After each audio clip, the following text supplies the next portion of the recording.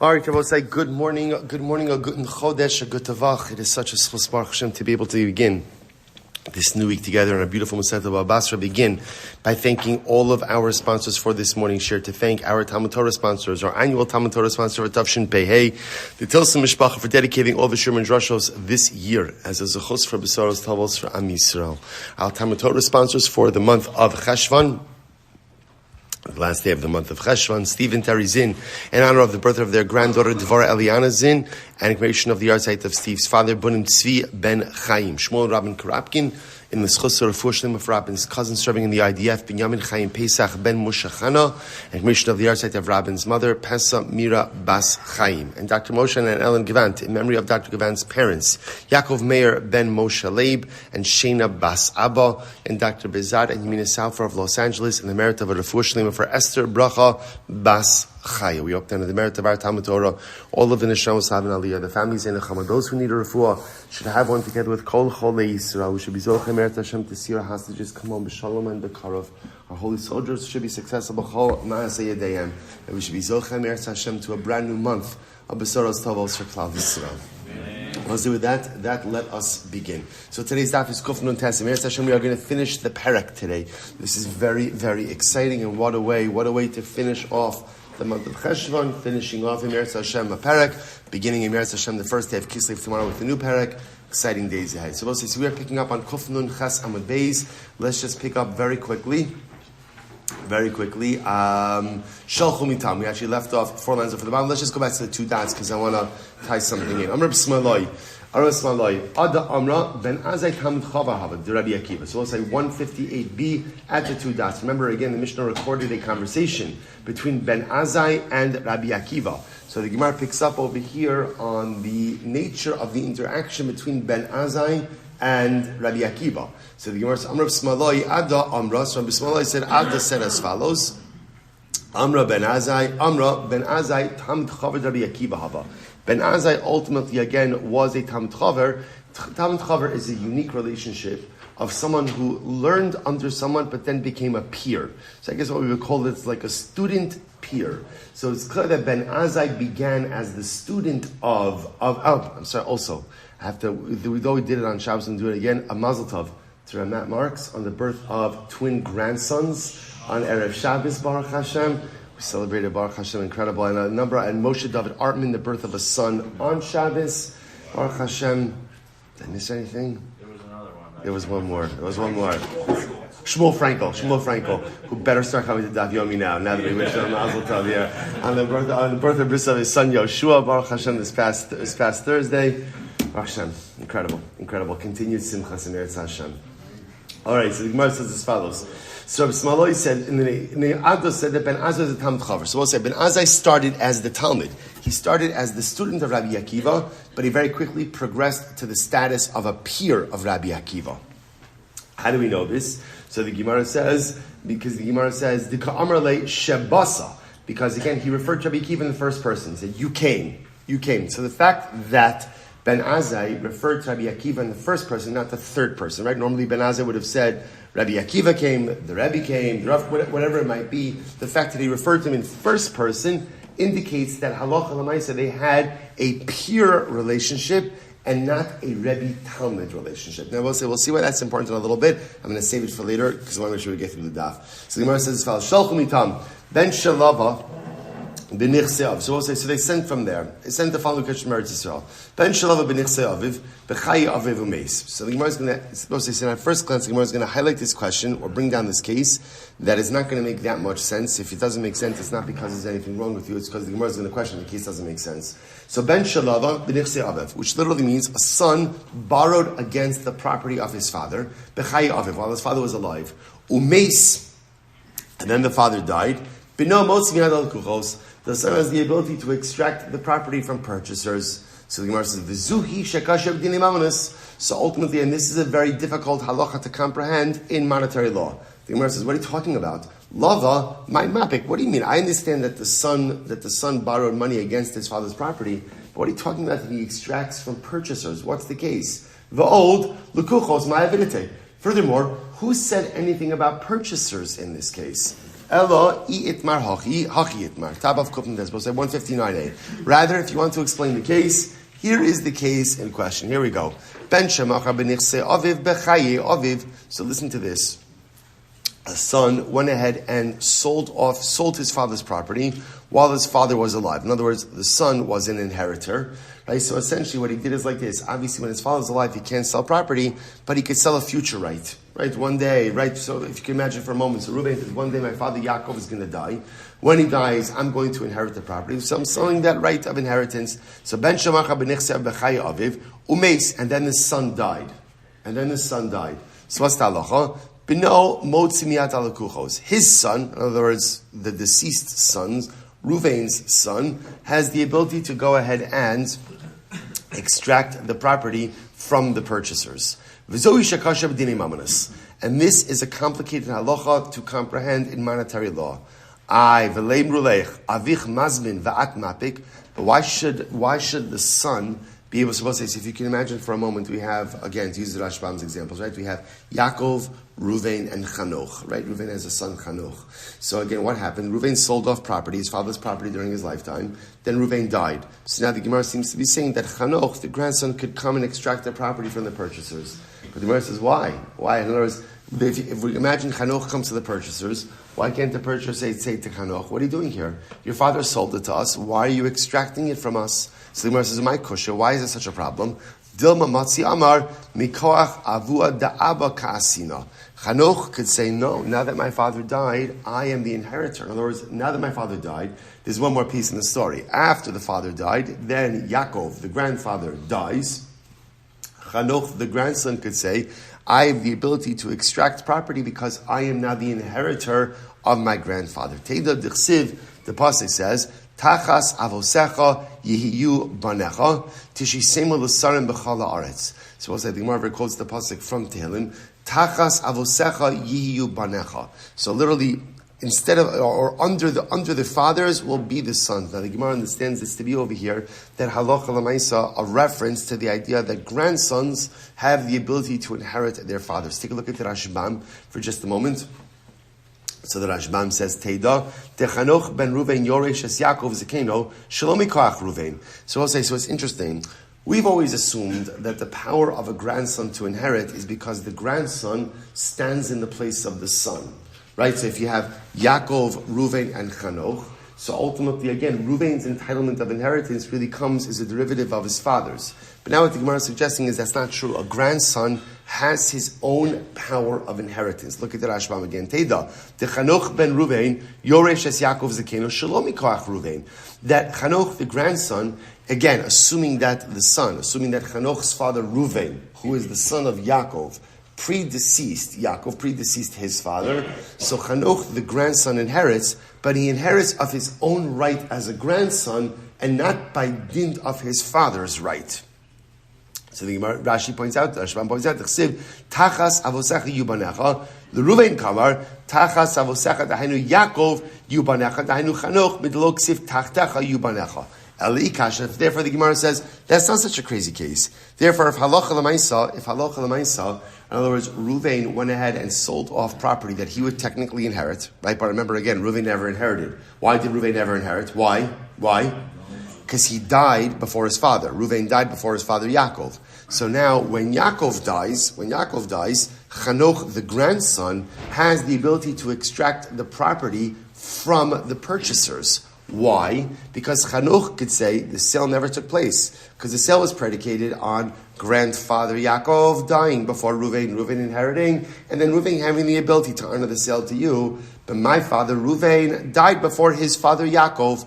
Therefore, again, Reuven died, then Yakov dies. I, now Chanoch, am the inheritor. Because I am the inheritor, my right of inheritance trumps your sale that my father Reuven made to you. So the Gemara says, okay, it's a little bit convoluted, but it's not complicated to understand. So the Gemara says, you're right. Eli kasha al kasha. So it says, remember again, just to show you what we're looking for over here, the Gemara records a statement.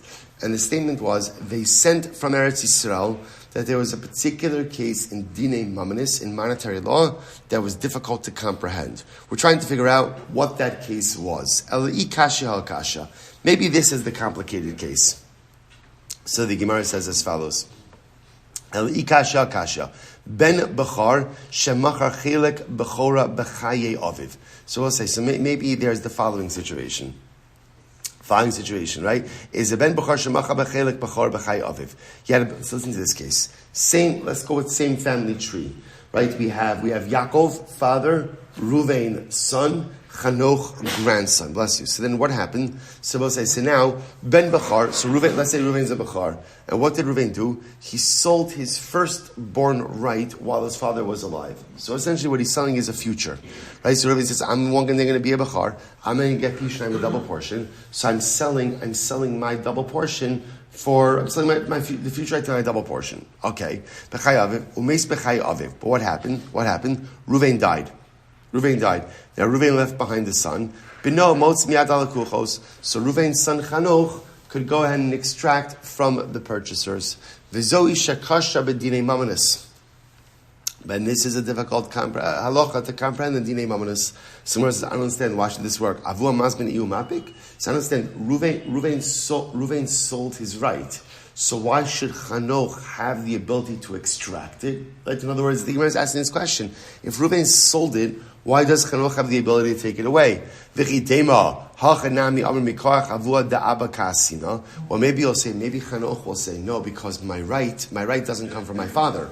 My right comes from my grandfather. And since by the time that my grandfather Yakov died, my father Ruvain was already dead, therefore I am the inheritor. I inherit the right. And therefore, again, I have the ability, my right trumps the purchasers. To which the Gemara says, no. If Chanoch's right comes from his grandfather, then what shaykhs does Chanoch have to the double portion? Right, the double portion is a din in the biological bechar. In other words, even if you want to say that a grandson has a unique right of inheritance directly from his grandfather, it's independent of the grandson's father, at the end of the day, the grandson has no right to be shneimi, has no right to a double portion. Right, because again, that's a din in the bechar. In my kasha, what's the problem? My kasha, Dilma Matzi Amar, Mikoach Avod Da'aba Kasina, B'Maku Av Kamina. Maybe Chanoch can say like this. In reality, my ability to inherit ultimately again comes from my grandfather. In other words, I have a right to inherit from my grandfather, but I do stand in the place of my father as well. In other words, there's two entitlements over here. Number one, I have the ability to inherit from my grandfather. Number two, in the absence of my father, we saw this before, we'll say that I inherit my father's inheritance position. So therefore, my father was entitled to Pishnaim. I'm entitled to Pishnaim. So really, I'm coming at this from two directions. Number one, as a grandson who has the ability to inherit his grandfather, but also as a son who stands in the position of his father. Ela ikashya hakashya.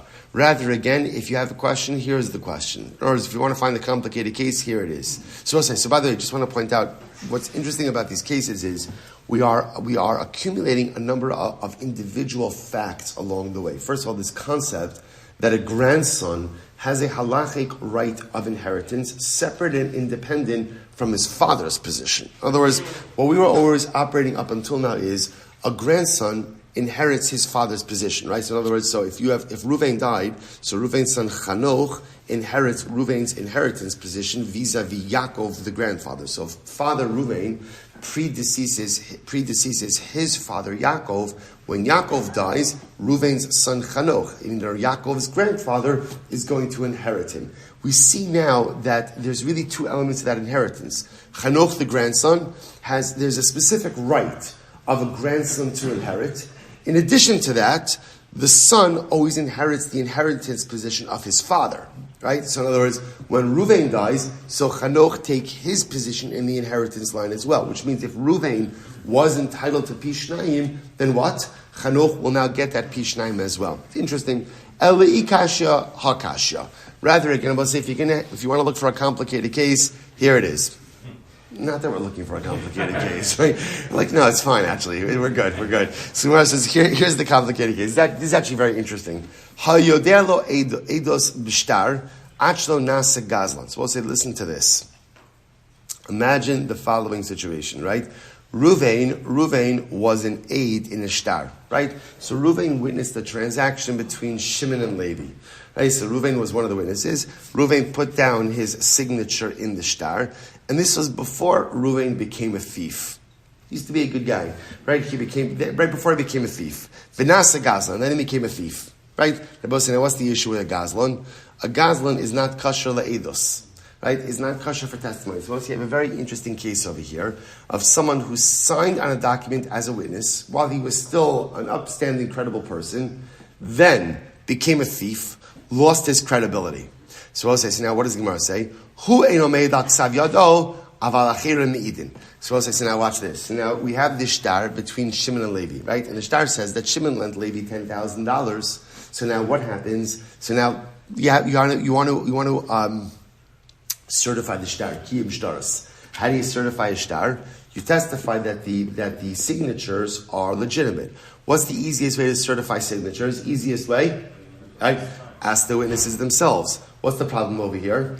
Reuven, one of the witnesses, is a thief. So the Gemara says he cannot certify his own signature, right? But others could certify his signature. So the Gemara says, what? Hashta ihu lo mehemen, achrini mehemni? It's so strange. So Reuven is not believed to certify his own signature, but someone else is believed to certify his signature. And this is a complicated halach in Dinei Mamanis. The Gemara says, I don't understand. My kasha, what's the big deal? Maybe we're talking about a case over here. No. Where Bezdin already had Reuven's signature on file. In other words, we'll say, the way it must have worked is that there were certain people who were always available to be Eidim, right? And therefore, again, certain signatures that Bezdin itself recognized. So that if the shtar was contested, he came to Bezdin and said, oh, that's Reuven, we recognize Reuven. So maybe that's the case over here. Yeah, that's the case. Eli Kish Moshe, I just want to point out the tremendous Musha Haskell in this case. See, you hear this case? Reuven signed on a shtar, right? Shimon lent Levi $10,000. Reuven was one of the witnesses, right? So Reuven signed on it. Then Reuven became a thief. So now what's the halacha? Reuven can't certify his own signature, but someone else can. But I will say, what is amazing? That Reuven's signature on the shtar is still valid. See, I might have thought what? Once Reuven becomes a gazlan, maybe what? Everything, even retroactively, is invalid. Kamashwan, what do you see from here? You see that even when a person makes dramatic mistakes in life, the dramatic mistakes of the present do not undo the goodness and accomplishment of the past. This is so incredibly important on a number of different levels, but most of all for ourselves. But say, how often does it happen that right? And this is such a good lesson to really ingest on Rosh Chodesh. How often does it happen that we start and we're on a good streak, right? And I'm firing on all cylinders, and Baruch Hashem, my ruchnius is where it needs to be, and I'm keeping in check certain averas or certain taivas that I struggle with, and everything is going well. And then what happens? I fall off the wagon, and I repeat my mistakes, and I fall back into the same traps, and I'm committing all the same averas, and I lose my spiritual esteem. And we often think to ourselves, you know what? Anything I did in the past was worthless. Look, I'm right back where I started. So all of that good, all of that positivity, all of that great traction, it obviously means nothing because I'm right back where I was. Kamash Malon, Kumbas Basra, Kof Nun Tessa, and the elephant says, no, that's not true. The good that a person accumulates and the good that a person performs, that is locked in for you forever. Reuven became a Gazlan. Okay, so Reuven now is compromised from this point forward. But the fact that he's compromised now does not go ahead and undo the good that he has done in the past. It is so incredible. I will say, and we see this all the time in our relationships with people, right? Sometimes people do things. Sometimes people do really bad things, and they do bad things now. We say, you know what? Now that you did something bad now, that must show that all of the good you did until now is worthless also. It's not true. People make mistakes. People make terrible mistakes. People do terrible things. But sometimes the terrible things of the present do not undo the greatness and beauty of the accomplishments of the past. Just because Reuven became a Gazlan now does not mean that everything he did up until this point was treif as well. It's true with others, and it's true with ourselves. Incredible Gemara. Someone says, Ela ikasha akasha. Rather, again, if you have a question, here's your question. Here's the complicated case. Achlo tipolo birusha. So I'll say this is an interesting case. Let's say same thing. Reuven testified on behalf of something to do with Shimon and Levi, right? A piece of property that Shimon was dealing with, and Reuven was an aid on the shtar. Now, at the time that Reuven testified, Reuven had no zechus to the property, right? Through a series of confluence of events, Reuven now is in line to inherit the contested property. So now they call upon Reuven to certify his signature on the shtar. The problem is you can't give edus if what? You can't give edus if you're a nogea b'davar, right? If you have an involvement, if you have something to gain, obviously you lack credibility. So in this case, over here, interestingly enough, hayodeh be'edus b'shtar. So Reuven knew testimony for Shimon, and he signed on a document. Achlo tipolo birusha. Before Reuven had anything to do, he was not in the inheritance line for this property. So now, when the document needs to be certified, Reuven's in the inheritance line. So what's the issue? So again, Reuven cannot certify his own signature, which makes sense, right? He can't certify his own signature because he's an ogeh b'davar. But others do have the ability to certify his signature. The Gemara says, "Umay kushya." So again, I will say, so now you'll say to yourself, "That's so strange. Reuven can't certify his own signature, but other people can. So strange." No, maybe the case over here. Maybe the case over here is where halacha l'maisa, again, they had Reuven's signature on file. So they didn't need him or anyone else for that matter to certify because they already knew it. All right, so I'll say, all we're trying to do is for some crazy reason we're trying to look for a more complicated case that no one could understand. So here's the complicated case no one could understand. No, this is a great case.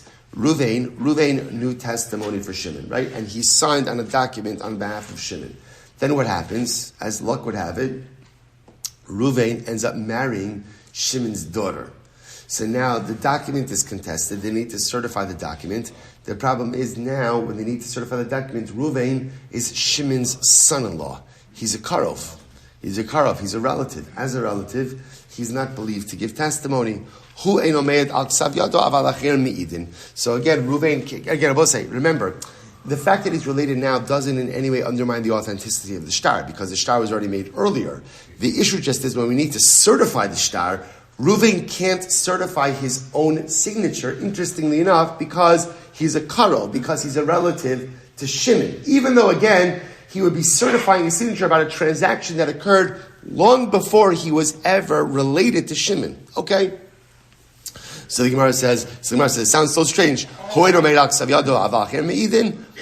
Gemara says, so once again, the Gemara is just intrigued by this idea that Reuven himself is not believed about his signature, but yet other people are. So why don't you say the same thing over here? What's the case over here? The case over here is where halacha l'maisa, they had Reuven's signature on record. It was already on record in Beis Din. I've Hamrav Yosef Bar Yumi Amrav Nachman. Rav Nachman said that this is true, right? In other words, this halacha applies even where they didn't have Reuven's signature on record in Beis Din. Umay kushya. So I'll say, so therefore again, so what's the novel ruling over here? So the novel ruling over here is Reuven testified, Reuven signed his document, his name and a document on behalf of Shimon. Fine, no problem. Then later on, Reuven becomes Shimon's son-in-law. Then the document needs to be certified. By the time he's certified, Reuven's related to Shimon. So what's the halacha? Reuven can't certify his own signature, but other people could come and testify that it's Reuven's signature. So the Gemara says, this is a halacha that is so strange. So strange. Again, and why is it strange? Because Reuven himself cannot attest to the validity of his own signature, even though Reuven is kasher v'yasher, right? He's fit, but he obviously related to Shimon, but someone else could come and testify about his signature. So the Gemara says, the Bava said, this is incredible. Umay kushya. I don't understand why is this such a big deal. Dilma gzeras melachi. Di'ihu lo mehimin v'achrini mehemni. The Bava says, is incredible. Maybe this is what we call a gzeras hamelach. What's the gzeras hamelach? Gzeras hamelach says that Ribono Shel Olam said so. And what did HaKadosh Baruch Hu say? HaKadosh Baruch Hu said relatives can't testify about each other. That's it. That's it. The Gemara says, V'lam mishum de meshakir. And by the way, it has, say, before we go on, if we were to ask, right, if one were to ponder, why can't relatives testify for each other? Why not? Why not? Because they're going to lie for each other. The Gemara says, maybe not. Maybe it has nothing to do with lying for each other. The Gemara says, "V'lami shouldn't mishaker." Di'ilo temach. Listen to this. Moshe ve'Aaron lechasnam.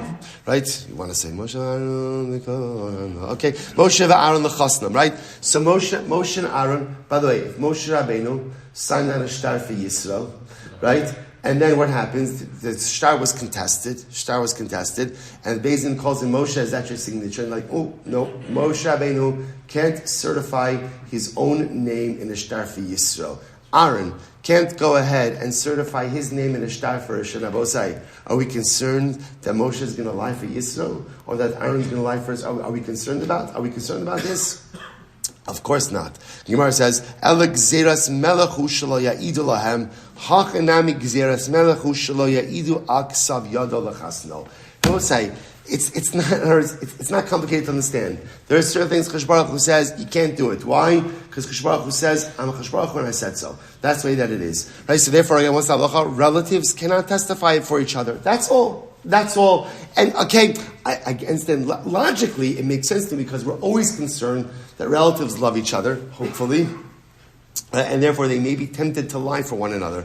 Kamashon, that's not the reason. Chosh Baruch Hu said that's the way it is, and that's Gzeras Melechu, and that's the way that it is. And therefore, again, if you take that approach, then again, in this case over here, where Reuven testified, Reuven signed on a shtar on behalf of Shimon, and now Reuven becomes Shimon's son-in-law, they want to certify the document. So the halacha is, Reuven can't certify his own signature, but someone else can. Does it sound strange? It does, but that's the way it works. Why? Gzeras Melechi. Because that's what Chosh Baruch Hu said it's supposed to be. I will say incredible. I'll just point out what a beautiful Gemara to learn in Rosh Chodesh. I will say sometimes the most important thing to inculcate within ourselves in our Yiddishkeit is this mantra, Gzeras Melechu.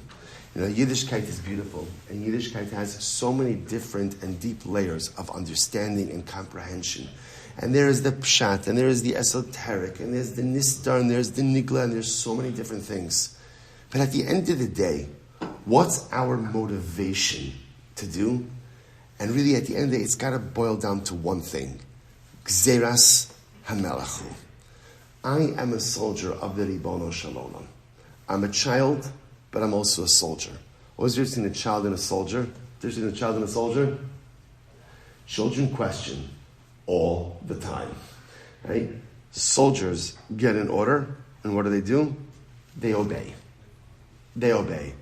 It's not, well, what about this? Or how about this? Or give me this. Or I don't think we need this. Or you're so old-fashioned. Or you're so outdated. Or I have my own hashkafa. Or I have my own approach. Or I have this. Or I think differently. Soldier gets the order, and the soldier goes in and executes. And that's why, again, what represents an existential danger to an army? When soldiers disobey orders.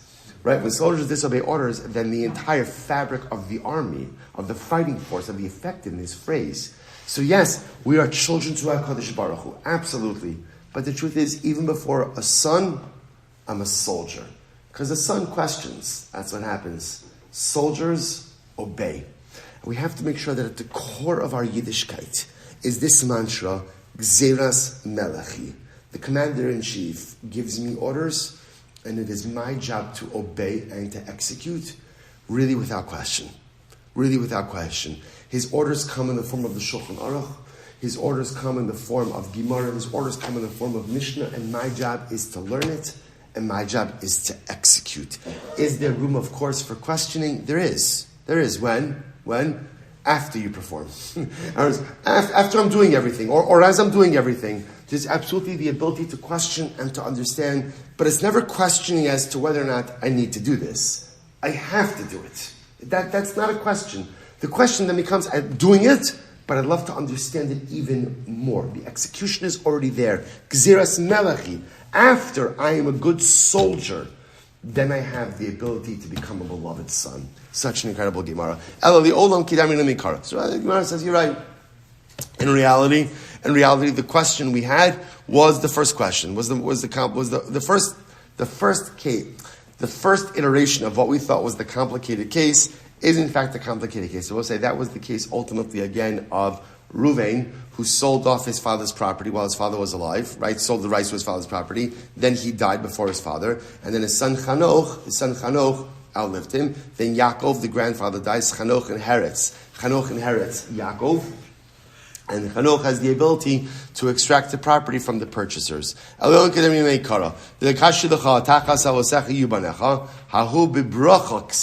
Gemara says, but what about the fact that you were saying it's not such a kasha? Because at the end of the pasuk clearly indicates that a grandson inherits his father. To which the Gemara says, no. That pasuk in Tehillim might not be talking about inheritance. Rather, what's the bracha in Tehillim? We'll say, what's the bracha in Tehillim? The bracha in Tehillim, or I should say the pasuk in Tehillim is a bracha. What's the bracha? That a grandfather should be zocheh meres Hashem to see children and grandchildren who carry on in his way. That's ultimately, again, what the pasuk is saying. It's not teaching me a din in inheritance, but rather, again, it's teaching me a din halacha l'maaseh being zocheh to see dorei doros, a beautiful Yiddish nachos. Umi matzis amrit bebracha ksiv. So the Gemara says, are you able to say that it's talking about a bracha? Amud beis. Aval le'inyan dina lo, but it's not a halacha. In other words, is this only a din in bracha and not a halacha? So we'll say Kuflun Tesla is 159b lo. So Aval le'inyan dina lo. Vatanya we learned. So we'll say this is a great case. I mean, it's not a great case, but nafal habayis alava al aviv. It's not. I want to go on the record. It's not good, right? But it's interesting, right? So the house falls on Yakov and on Ruvain, right? Alav va'al morishav, or upon him and those he would inherit from. So we'll say, listen to this. And upon the son, ultimately, again, there was an obligation of ksuva, and he also owed money. So Yarshe'av omra ben meis rishon v'achach meisa'av. So it says, now the creditors obviously want to get their money on the estate property. So what happens? Yarshe'av, the inheritors of the father, they say, omrim haben meis rishon v'achach meisa'av. So they say, the son died first, right? And then the father died. So therefore, again, the creditors have no rights against any of the property. Ubachov omer, and ultimately the creditors say, ha'av meis rishon v'achakach meis habei. No. The father died first, then the son inherited the father, and therefore we, the creditors, have rights to all of this inherited property.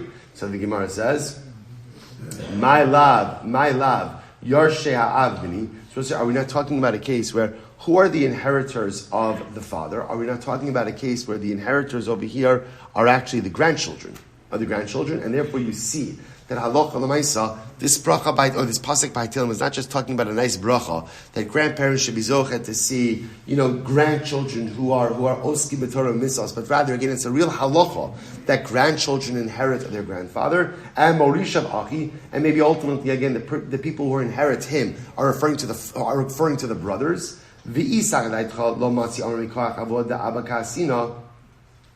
you'll say that ultimately, again, the grandson doesn't have the ability to say that I come from I inherit directly from my grandfather. Because maybe that pasuk in Tilum is only talking about a bracha, but not necessarily a halachic entitlement. If the son dies first, and then ultimately, again, the father afterwards, then what should be the halachic ramification? So ultimately, the creditor should be able to say, we will take the Yerusha of the father, to which the Gemara says, no. What does it mean when we refer to those who inherit the father? Those refer to the brothers. Morishav achi davua. The ones who will inherit, those refers to ultimately the brothers of the father, or the grandfather in this case. Okay, so the Gemara goes weiter. So we'll say, I just want to point out the way we paskin in this case. Is that a grandson does have the ability to go and inherit the grandfather, and that is a unique halachic right. But as we said before, the grandson really has this duality, that on one hand, halacha l'maaseh, he has a right in inheritance, but also he also goes ahead and takes the inheritance position of his father. Okay, going on to a new case. We'll say, Ben, so we'll say this is a very interesting case. So imagine the following scenario. You have a mother, we'll call her Rachel. Rachel has one son. We'll call him Yosef. Right? Yosef has no other siblings from his mother. But Yosef has other paternal brothers. Right? Paternal brothers, we'll call them Ruvain, Shimon, and Levi. Okay? So now, Ruvain has no children of his own. So now if halacha l'maisa Rachel dies, so Yosef will inherit his mother. In this case over here, here's what happens. Yosef predeceases his mother. So here's the shaila. When Rachel dies, do we say that Yosef can inherit his mother in the grave? Now what does that mean? You'll say to yourself, what are the ramifications of inheriting the mother in the grave? So watch this. In other words, do we say that the lines of inheritance remain even posthumously? So that, again, it's right, you've got Rachel has a son, Yosef. Yosef has 3 paternal brothers, Reuven, Shimon, and Levi, right? Because Yosef and Reuven, Shimon, and Levi share a same father, right? Yakov, but whereas Reuven, Shimon, and Levi come from Leah, Yosef comes from Rachel. Okay, so now here's the shaila. Yosef dies before his mother. When Rachel dies, do we say that technically Yosef still inherits her? Now you say to yourself, what does it matter if Yosef inherits his mother? He's dead. Why would it matter? Because Yosef has no heirs except for his paternal brothers. So maybe we'll say that the laws of inheritance say that Yosef inherits in the grave, and when Yosef inherits, now that he's dead, who does it go to? His paternal brothers, Reuven, Shimon, and Levi. That's the shaila. Moshe yoresh es imo bekeber lahanchil laachin min ha'av. Could a son inherit his mother in the grave and thereby convey property to his paternal brothers? That's the question. Amar lu Rav Sheshes. Tanisua, we learn this. Ha'av shenishba, father was taken captive and presumably died in captivity. Umeis bino b'medina, and then his son died. But Medina just means like, in a regular normal place, right? At home. Or uben shenishba, or a son was taken captive, died in captivity. Umeis aviv b'medina, and the father died in at home. So what's the halacha? So what's it? Yarsheh avi yarsheh ben yachloku. So the inheritors of the son and the inheritors of the father have to split the inheritance. Meir says, 1 second. Hey, Chidami, what are you talking about? What's the case?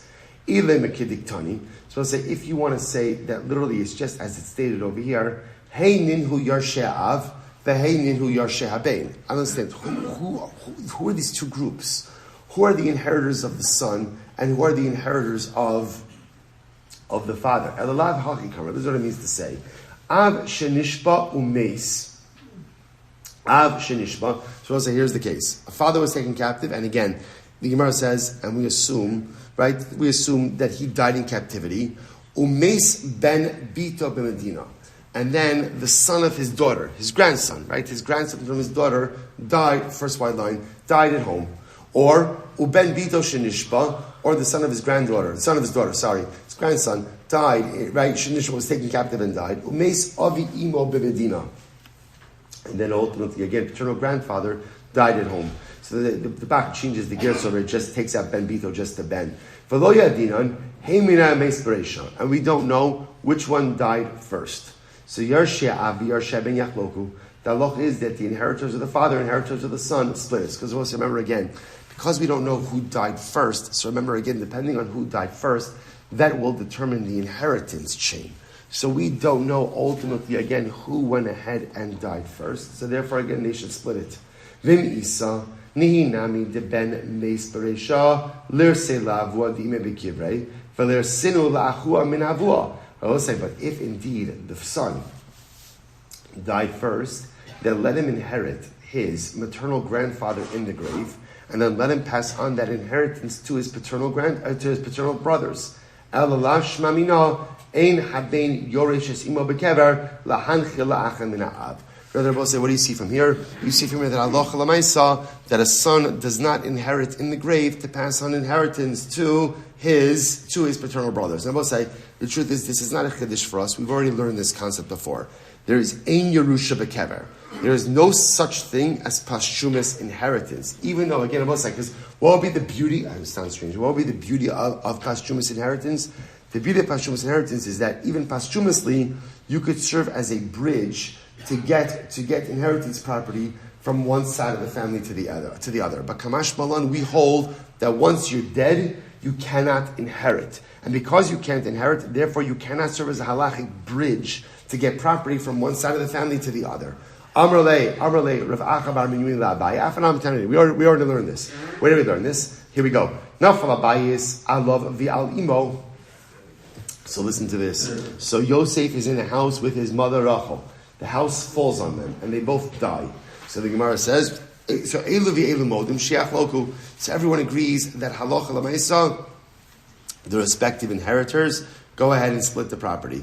Vim isa nihi nami deben mes bereisha larsilim mebekiv revaler suinu lachim yavua. Supposed to say, but again, if we would say that there is Yerusha in the kever, then we should say like this: even if the son died first, even if he died first, let him inherit his mother in the grave, and then let him pass on the inheritance to his paternal brothers. Halav shmamina ein haben yoresh asimo bekever lahanchil asaachen minaav shmamina. Right, Rabbi say. So again, here's the takeaway. The takeaway is there is no inheritance in the grave, and therefore, Rabbi say, let me just plug this into this case that we were just talking about. Therefore, again, remember the family tree, right? Rachel has one son, Yosef. Yosef has paternal brothers, right? They have this, right? Because he has paternal brothers, Reuven, Shimon, and Levi. They have the same father, Yakov, but two different mothers. Yosef comes from Rachel. Reuven, Shimon, and Levi come from Leah. So now what happens? In a regular case, if Rachel were to die, who would inherit Rachel? Who would inherit her? Her son, Yosef. In our case, Yosef dies first. So now the shaila was, is there such a thing as posthumous inheritance? Now, if there was, what would happen? Then Yosef would die. Yosef dies. Yosef's dead. Right? Then when Rachel dies, what happens? The inheritance goes to Yosef. And now that Yosef is dead, who inherits Yosef? His paternal brothers. But we paskin ein Yerusha b'kever. There is no such thing as posthumous inheritance. Therefore, when Rachel dies, who does her property go to? Who does it go to? Whoever her closest surviving living relative is. But it does not go to Yosef, her dead son, and therefore Allah L'maisa will not transfer over to Yosef's paternal brothers, Reuven, Shimon, and Levi. Beautiful. That's the Allah L'maisa. But we'll say, okay, we got a couple more minutes. Let's see what we can get to. Time of Mai. What is the reason for this? Why doesn't inheritance transfer posthumously? Right? Why doesn't it work for the inheritance from Rachel to go to Yosef? Why doesn't it work? Time of Mai. Rabbi Ne'emra Siba Beven. Now, both say the Torah uses the same lashon of tisov. Tisov means, remember again, to transfer. It uses the same lashon of transfer by inheritance of a son, and the same lashon of transfer of inheritance by a husband. Just like we know that when it comes to a husband's ability to inherit his wife, it's only if the husband is alive, right? Because if he's not alive, he's no longer a husband. Right? So the Ma'aseh again, so just like lashon of Sibur, it's like the transfer by inheritance by a husband. It only works if the husband is alive. So